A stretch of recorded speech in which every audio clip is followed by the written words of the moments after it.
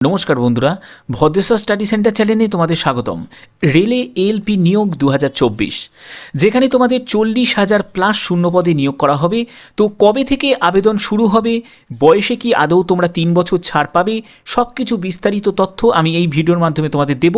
তাছাড়া তোমরা বেতন, বয়স, সিলেবাস, নিয়োগ পদ্ধতি সংক্রান্তিত তথ্যও কিন্তু তোমরা পাবে। তো A to Z সম্পূর্ণ তথ্য এই ভিডিওর মাধ্যমে তোমরা পেতে চলেছো। তার জন্য ভিডিওটা কিন্তু খুবই ইনফরমেটিভ হবে।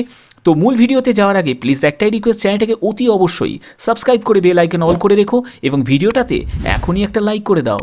তো চলো মূল ভিডিওতে চলে যাচ্ছি। তো বন্ধুরা, আমি স্লাইডটা ওপেন করে নিয়েছি। এখানে তোমাদের রেলওয়ে এএলপি টেকনিশিয়ানের ভ্যাকেন্সি 2024। তো দেখো, আরপিএফের ব্যাপারে কিন্তু একটি শর্ট নোটিফিকেশান কিন্তু অলরেডি প্রকাশিত হয়ে গেছে। তাহলে আরপিএফ কিন্তু বেরোচ্ছে। তো সেই ক্ষেত্রে আরপিএফের পরে যে ভ্যাকেন্সি বেরোনোর সব থেকে বেশি চান্স আছে সেটি হচ্ছে এএলপি। এএলপিরও কিন্তু তোমাদের একটি নোটিফিকেশান কিন্তু তোমাদের প্রকাশিত হবে, সেটি শর্ট নোটিফিকেশান। তারপরে তোমাদের যে ব্রড নোটিফিকেশান সেগুলো তোমরা দেখতে পাবে।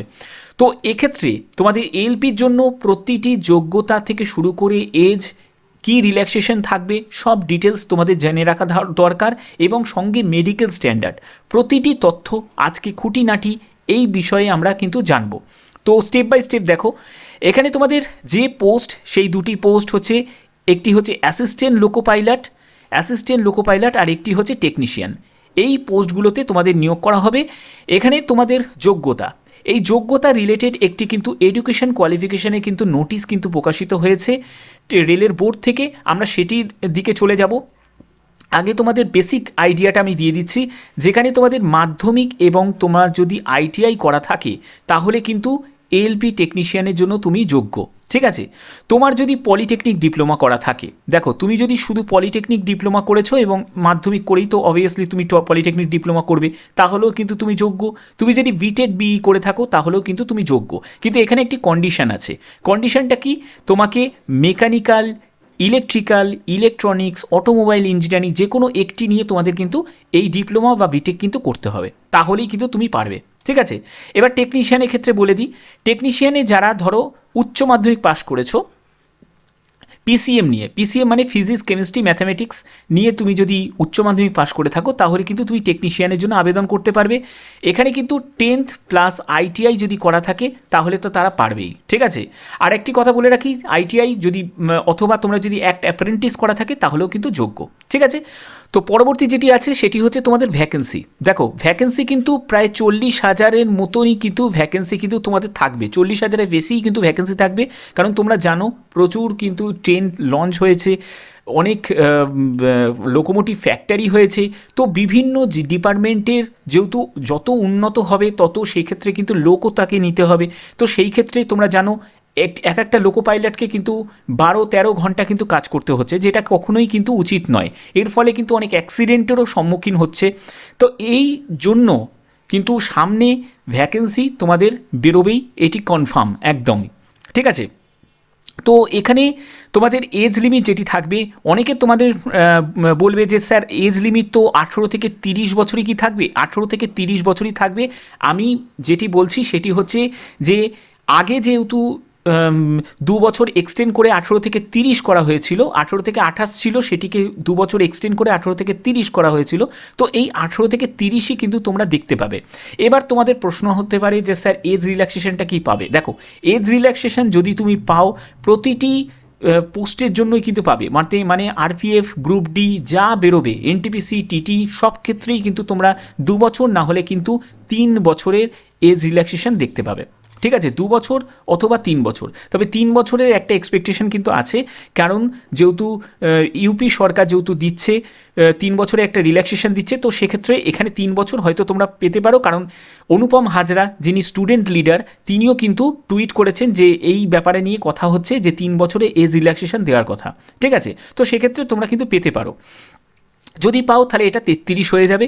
এবং এখানে আরেকটি কথা বলে রাখি, যারা এসসি এসটি যারা ক্যান্ডিডেট আছো তারা কিন্তু 5 বছর ছাড় পাবে, আর ওবিসিরা যারা আছো তারা কিন্তু 3 বছরের কিন্তু এজে ছাড় পেয়ে যাবে। ওকে, আচ্ছা, পরবর্তী যেটি আছে সেটি হচ্ছে বেতন। বেতনেরটা আমি 33,000 টাকা আমি বলছি, 33,000 টাকা এটি একদম তোমাদের স্টার্টিং বেতন আমি বলছি, কারণ তোমরা জানো 7 পে কমিশন অনুযায়ী রেলের মানে সেন্ট্রাল গভর্নমেন্টের কিন্তু ডিএ পার্সেন্টেজ অনেক বেশি। তো মোটামুটি তোমরা স্টার্টিংয়েই এই 33,000 টাকা মতো তোমরা পাবে, আরও বেশি তোমরা পাবে। তো এটি আমি এক্সপেক্টেড আমি বলছি। তো এখানে তোমাদের আবেদন মূল্য দেখো, আবেদন মূল্যর ব্যাপারটা বলি, 500 টাকা আবেদন মূল্য লাগছে। যারা ইউআর আর ওবিসি ক্যান্ডিডেট তাদের দিতে হবে। পরীক্ষা যখন দেবে, পরীক্ষা দেওয়ার তোমরা 2 মাস পরেই, ঠিক আছে, 2 মাস পরেই কিন্তু তোমরা 400 টাকা ফেরত পেয়ে যাবে। এটি রেলের ক্ষেত্রে এটি কিন্তু রিফান্ড হয়ে যায়, 400 টাকা তোমরা ফেরত পেয়ে যাবে।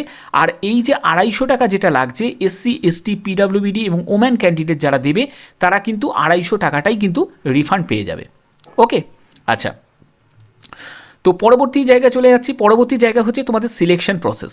সিলেকশন প্রসেসে কি থাকছে? সিলেকশন প্রসেসে হচ্ছে প্রথমে তোমাদের সিবিটি 1 হবে, তারপরে তোমাদের সিবিটি 2 হবে, তারপরে তোমাদের কি হবে, তারপরে হচ্ছে সিবিএটি হবে, তারপরে হচ্ছে ডকুমেন্ট ভেরিফিকেশন হবে। ঠিক আছে, এই হচ্ছে প্রসেস থাকছে।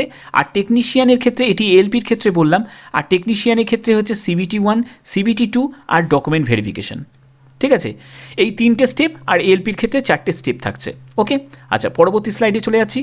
পরবর্তী জায়গা হচ্ছে তোমাদের যে সিবিটি 1-এ কী থাকছে। দেখো, সিবিটি 1-এর ক্ষেত্রে তোমাদের যে কমন যে সিবিটি 1-এ থাকছে, এইখানে তোমাদের সিবিটি 1-এ তোমাদের 60 মিনিট তোমাদের সময় থাকবে, 1/3 নেগেটিভ মার্কিং থাকছে, এবং তোমাদের যে সাবজেক্টগুলো থাকছে mathematics, general intelligence and reasoning, general science আর জেনারেল অ্যাওয়ারনেস। ঠিক আছে, এখান থেকে তোমরা যদি কাট অফ ক্লিয়ার করতে পারো তারপরে তোমরা সিবিটি 2-তে যাবে। তো এখানে তোমাদের যে মার্কসগুলোকে ভাগ করা আছে, এখানে 20 কোশ্চেন তোমরা দেখতে পাচ্ছ, 20 কোশ্চেন 20 মার্কসের। তারপরে হচ্ছে জেনারেল ইন্টেলিজেন্সে 25 কোশ্চেন 25 মার্কসের, জেনারেল সায়েন্সে হচ্ছে 20 কোশ্চেন 20 মার্কসের, তারপরে হচ্ছে জেনারেল অ্যাওয়ারনেস অ্যান্ড কারেন্ট অ্যাফেয়ার্সে হচ্ছে 10 কোশ্চেন 10 মার্কসের। ঠিক আছে, 10 মার্কসের। তো টোটাল তোমাদের 75 কোশ্চেন 75 মার্কসের কিন্তু এই পরীক্ষাটি হচ্ছে। এরখানে তুমি কাট অফ ক্লিয়ার করবে, তারপরে তুমি সিবিটি 2-তে চলে যাবে। তো সিবিটি 2টা আমরা দেখে নিই। সিবিটি 2-তে কী থাকছে দেখো, সিবিটি 2-তে যেটি থাকছে সেটি হচ্ছে পার্ট এ, পার্ট বি। এই পার্ট বিটা আমি বলে দিই, আগে থেকেই বলে দিচ্ছি তোমাদের, যে রিলেভেন্ট ট্রেড। এই রিলেভেন্ট ট্রেড হচ্ছে যেসব ট্রেডগুলো তোমাদের, আমি ট্রেডের যে অফিসিয়াল যে মানে নোটিশটা যেটা দিয়েছে এডুকেশন কোয়ালিফিকেশনের যাবতীয়, সেটা আমি তোমাদের দেখিয়ে দিচ্ছি। তো সেখানে তোমরা দেখতে পাবে যে ট্রেড নিয়ে করা থাকলে তোমরা কিন্তু আইটিআই যে ট্রেড নিয়ে করলে তোমরা এই এএলপির জন্য তোমরা ফর্ম ভরতে পারবে, এএলপি টেকনিশিয়ানের জন্য। তো এখানে তোমাদের সেই ট্রেডের ওপর কিন্তু 75 মার্কসের কিন্তু তোমাদের পরীক্ষাটি হবে। তো এই 75 মার্কস যেটি পার্ট বিতে, এটি কিন্তু তোমাদের কিন্তু জাস্ট মানে কোয়ালিফাই করতে হবে। এই নাম্বার কিন্তু কোনো রকমভাবে যোগ হবে না। ঠিক আছে, এই নাম্বার কিন্তু কোনো রকম পার্ট বি এর নাম্বার কিন্তু যোগ হবে না।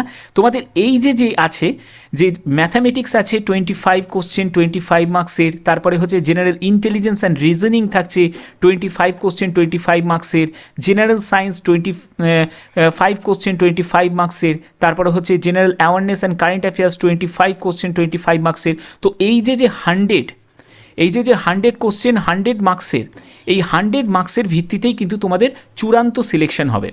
ঠিক আছে, তো এই যে টোটাল মিলিয়ে যে 175 কোশ্চেন 175 মার্কস হচ্ছে না, পার্ট এ পার্ট বি, এই পার্ট এ পার্ট বিতে তোমাদের যে সময়টা যেটি থাকবে তোমরা দেখতে পাচ্ছ এখানে 90 মিনিট, আর পার্ট বিতে থাকছে হচ্ছে 60 মিনিট। ঠিক আছে, পার্ট এতে হচ্ছে 90 মিনিট সময় দেওয়া হবে, পার্ট বিতে হচ্ছে 60 মিনিট তোমাদের সময় দেওয়া হবে। তো আর নেগেটিভ মার্কিং যেটি থাকবে 1/3 নেগেটিভ মার্কিং থাকবে, অর্থাৎ 3টে ভুল হলে প্রাপ্ত নম্বর থেকে 1 নম্বর কিন্তু তোমাদের কাটা যাবে। তো আশা করি তোমরা ব্যাপারটা কমপ্লিটভাবে বুঝতে পেরেছো। ঠিক আছে, তো এখানে তোমাদের অনেকের প্রশ্ন থাকবে যে স্যার মেডিকেল স্ট্যান্ডার্ডটা কী থাকবে। দেখো, মেডিকেল স্ট্যান্ডার্ড হচ্ছে যে যারা এএলপির জন্য যারা প্রস্তুতি নেবে তাদের ক্ষেত্রে আমি বলে রাখছি যে মেডিকেল স্ট্যান্ডার্ড কিন্তু A1 ক্যাটাগরি মেডিকেল স্ট্যান্ডার্ড, সবথেকে হাই লেভেলের মেডিকেল স্ট্যান্ডার্ড কিন্তু এএলপির ক্ষেত্রে হয়, অ্যাসিস্ট্যান্ট লোকো পাইলটের ক্ষেত্রে। তারপরে যারা টেকনিশিয়ানের জন্য প্রস্তুতি নেবে তারা B1 ক্যাটাগরি আছে, B2 ক্যাটাগরি আছে, C1 ক্যাটাগরিও কিন্তু মেডিকেল স্ট্যান্ডার্ড তোমরা পাবে। এই মেডিকেল স্ট্যান্ডার্ডে কী কী সব কিছু এখানে দেখো, এখানে দেওয়া আছে, তোমরা ভিডিওটাকে পজ করে একবার দেখে নিতে পারো, বা তোমাদের আমি বেসিক আইডিয়া আমি দিয়ে দিচ্ছি। A1 ক্যাটাগরি মেডিকেল স্ট্যান্ডার্ডের মধ্যে দেখো তোমাদের 6 মেডিকেল 6 কিন্তু হতে হবে, চোখের যে এটা ডিস্টেন্স ভিশন কিন্তু 6 হতে হবে দুটো চোখেই। কোনো রকম কিন্তু চোখে চশমা পরা থাকলে চলবে না। এখানে কিন্তু ফগ টেস্ট হবে এবং বলছে যে মাস্ট নট অ্যাকসেপ্ট 2 ডায়োপ্টার। তারপর হচ্ছে নিয়ার ভিশনের ক্ষেত্রে 0.6 উইদাউট গ্লাস। তো এখানে প্রচুর কড়াকড়ি থাকে চোখ নিয়ে। তো কালার ভিশন টেস্ট হবে, বাইনোকুলার ভিশন টেস্ট হবে, ফিল্ড ভিশন, নাইট ভিশন, তারপর হচ্ছে মেসোপিক ভিশন, বিভিন্ন কিন্তু তোমাদের টেস্ট কিন্তু হবে এখানে।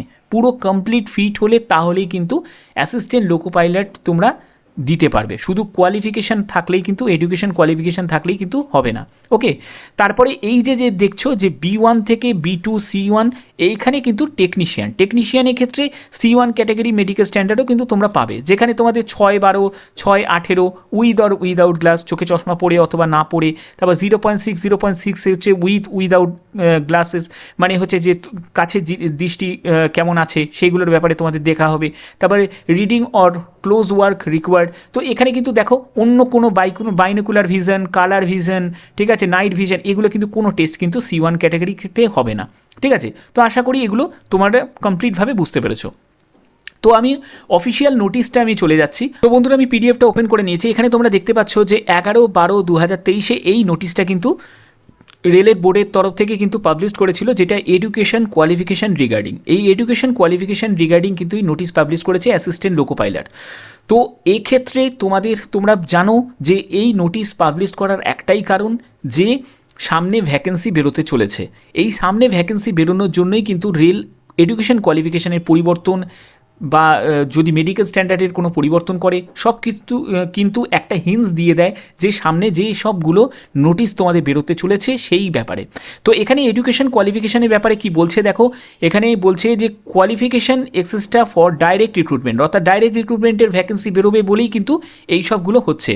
তো এখানে দেখো যোগ্যতা যেটি চাওয়া হয়েছে, মাধ্যমিক পাস যোগ্যতার সঙ্গে কিন্তু ITI করা থাকতে হবে অথবা একটা অ্যাপ্রেন্টিস করা থাকতে হবে, অথবা তোমরা যদি ডিপ্লোমা করে থাকো, পলিটেকনিক ডিপ্লোমা করে থাকো, তাহলেও কিন্তু আবেদন করতে পারবে। কিন্তু mechanical, electrical, electronics, automobile engineering যে কোনো একটি নিয়ে কিন্তু তোমাদের ডিপ্লোমা করা থাকতে হবে। অর্থাৎ যারা সিভিল নিয়ে করেছো তারা কিন্তু এখানে পারবে না। ঠিক আছে, আগেই ক্লিয়ার করে দিচ্ছি। দেখো, এবার তোমাদের প্রশ্ন থাকবে যে স্যার কোন ট্রেড নিয়ে ITI করা থাকতে হবে। দেখো, ট্রেড ফিটার।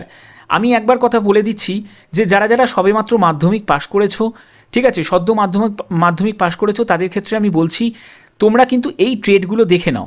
এই ট্রেডগুলো নিয়ে তোমরা কিন্তু ITIটাকে কমপ্লিট করার চেষ্টা করো। 2024 হয়তো তোমরা পারবে না, 2024 অন্য যেসব রেলের ভ্যাকেন্সি বেরোবে সেখানে হয়তো তোমরা চান্স পেতে পারো, যেমন গ্রুপ ডিতে চান্স পাবে কিছু পদের জন্য যারা শুধুমাত্র মাধ্যমিক পাশ করেছো। তোমরা এই ট্রেডগুলো দেখে নাও। এই ট্রেডগুলো নিয়ে তোমরা কিন্তু যারা ALP হওয়ার যাদের স্বপ্ন আছে তারা প্রত্যেকে কিন্তু এই ট্রেডগুলো নিয়ে ITI করার চেষ্টা করো। 2 বছর সময় লাগলো, আবার তো 4-5 বছর পরে বেরোবে।